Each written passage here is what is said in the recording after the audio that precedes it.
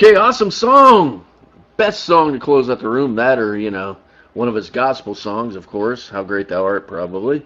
But, that song there, you had made a statement, Barbie, that your cousin was saying he was saying goodbye. You know, a lot of people like to read into it because he did My Way a lot in the last concerts that he did the last year or so. Unchained Medley, a lot of the gospel. He got more religious in his songs. I don't think Elvis was saying goodbye.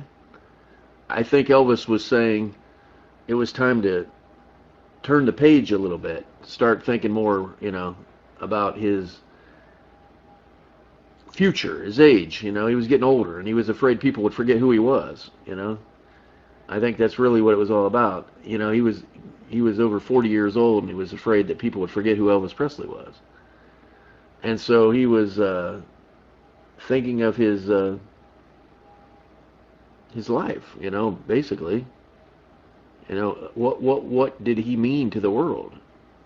He was actually looking into that. And with him and Geller, Geller was talking to him, his spiritual advisor, Larry Geller, and a lot of it was, thinking about his inner self, thinking about his future and what he meant to the world and what was his meaning. What was Elvis Presley all about? What legacy did he want to leave? So I think that's why you've seen a change in some of the music he played, My Way and Unchained Medley and a lot of the religious songs that he played in the last couple years. He wasn't saying goodbye, and I don't believe for a second that he knew he was going to pass away. That's an urban legend, that Elvis was like giving you signs that he's going to leave, and that goes down the whole conspiracy theory, rabbit hole, which I don't really read into too much. Um, did he feel that maybe it wasn't going to last forever? Probably. He was going to have to, remember Elvis morphed into a couple different things. In the 50s, he was the hard rocker, the rockin' rockabilly, the world, oh my gosh, he's shaking and he's jiggling and all that stuff, and then in the 60s, he was in the movies and he was kind of forgot about as far as a performer on stage. And in the 70s, he reintroduced himself to the world through Vegas. And I think that he was thinking, what am I going to do in the 80s when I'm, 45 going into 50? And, even as a kid, I remember thinking to myself, Jesus, Elvis is 40-something years old. What's Elvis going to be like when he's 50? I swear to you, I remember thinking that to myself. What is Elvis going to be like when he's 50 years old? My God, 50 years old. How old is that? Now I'm 52, but, Elvis at 50, what's he going to be like, And don't think for a second he didn't think the same thing. Elvis was worried about his legacy and what he would mean to the world, and did he mean anything to the world? That's the crazy thing. We think of Elvis as this icon who thought, that we just like, oh my God, this guy's going to go on. And I've said it before that 100 years from now, they're going to know who Elvis Presley is. But Elvis honestly was afraid that he would be forgotten. No, it wasn't leg cancer. They believe it was bone cancer. But here again, that's a whole other thing. That was Charlie mentioned that, but that's just because he was taking medication for it. But you can't read into that too much either, because Elvis was taking a lot of medication that was for certain things, for pain, that weren't necessarily prescribed because he had those things. But that's something that Charlie Hodgson mentioned, that possibly Elvis Presley had bone cancer. But there's no proof of that. But like I said, Elvis had, I've mentioned it before, and I'm gonna cut this short pretty soon here, but Elvis had a lot of medical problems. That most people either deny they deny it, they say no, he didn't, because they don't want to believe it, or that he actually did. He had glaucoma, he had a large liver, he had he ate wrong, so a lot of things were wrong.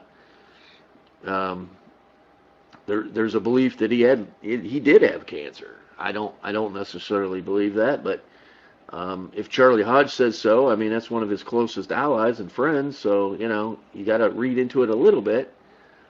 He obviously wasn't healthy. You can't eat the diet that he did. I mean, back then they didn't really know what was good, what was bad. He's a Southern boy. He's eating Southern stuff. And it's not always healthy for you. You're eating peanut butter, banana, bacon, deep fried sandwiches, that are 8,000 calories, and God only knows how many calories he ate in a day, But another thing that is an urban legend that Elvis was way overweight. It's not true.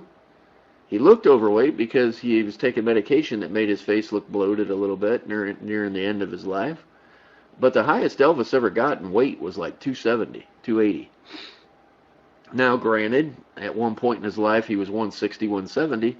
So, 100 pounds on a frame of 6 foot, he's going to look bigger. But Elvis really never was that big, okay? That's a fallacy, and that's his heaviest.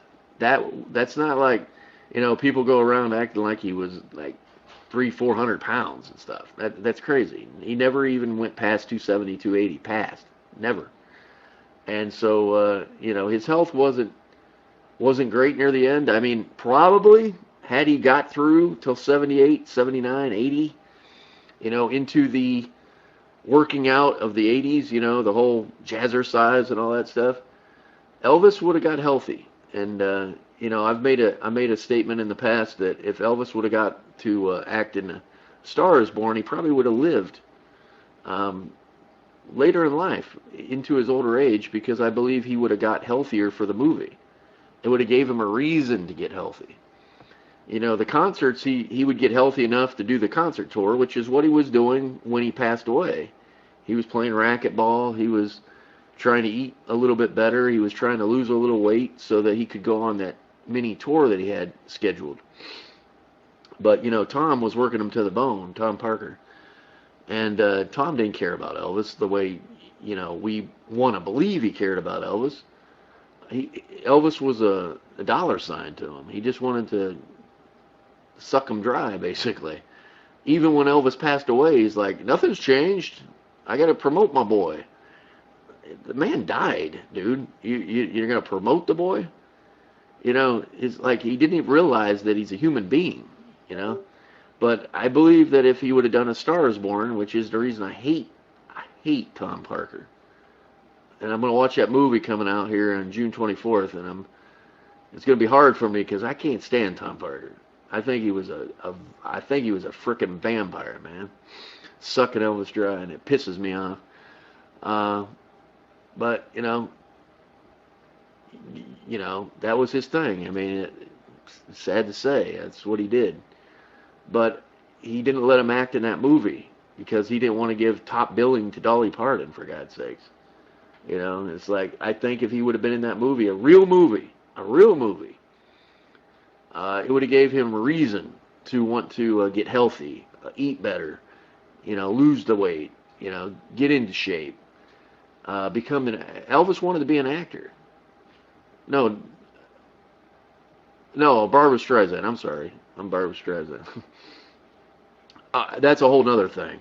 When I said Dolly, I'm thinking of the whole song, that Dolly wanted to record. Here again, I'm sorry, Tom Parker pisses me off. Yeah, I will always love you. Yeah. Just when I talk about Tom Parker, sometimes I lose my mind. Yeah, see, that's a whole Dolly Parton thing, and it's a whole Barbra Streisand thing. Barbra Streisand was going to get top billing because she was the movie star at that point, and, it was her movie that, she was recruiting Elvis to be the lead in, not Chris Christopherson. And Parker said, no, if my boy don't get top billing, which I get, that sounds great on paper. You want your guy to get top billing, but sometimes you got to pull back. You got to lose a little to win all the way. And Parker never knew that.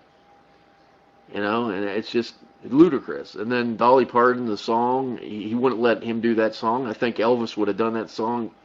You think Whitney Houston did it good? Elvis would have killed that song. I mean, it would have been. I mean, granted, I'm glad she got to do it because, Sissy Houston was a backup singer for Elvis, so in a way, it kind of got passed down, and it's not so bad, So it's kind of cool that, Sissy's daughter got to sing it, but Elvis should have got to sing it. And like I said, sometimes when I really shouldn't talk about Parker because I can't stand the guy as far as I could kick him. Just a freaking carny thief, man. I tell you. But if you get a chance on June 24th, go out and watch that movie. A lot of what I've said through the years is going to be in that movie. And I think it'll open up a lot of eyes, and it'll open up Elvis to a whole other generation. I'm not under some fake illusion, though, that young people don't know who Elvis Presley is.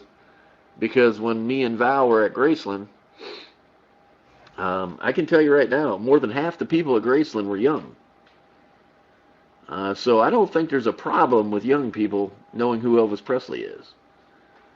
I mean, I'm 52 and she's 42, and I'll be honest with you, I think most of the people there, at least half of them were younger than us.